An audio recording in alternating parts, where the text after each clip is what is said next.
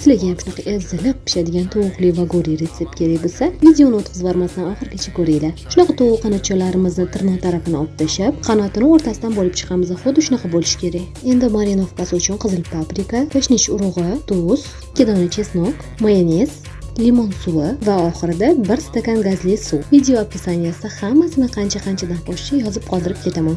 Bu tayyorlagan marinovkamiz bilan qanotchalarimizni 5-10 minut massaj qilib, xolodilnikka 2 soatliga olib qo'yamiz. Undan keyin dangasa kelin bo'lib telefon kovlab o'tirmasdan kartoshkalarimizni tayyorlab turamiz. Men o'zimga qulay usulda kartoshkalarimizni shunaqa to'g'rab oldim. Siz bo'lsa deriyanskiy kartoshkaga o'xshatib to'g'risangiz ham bo'ladi. O'zi endiga ilhomim kelib video olaman deganimda tap etib svet o'chib qoldi. Takja sib ketganimdan muzdekini qovun yeb oldim.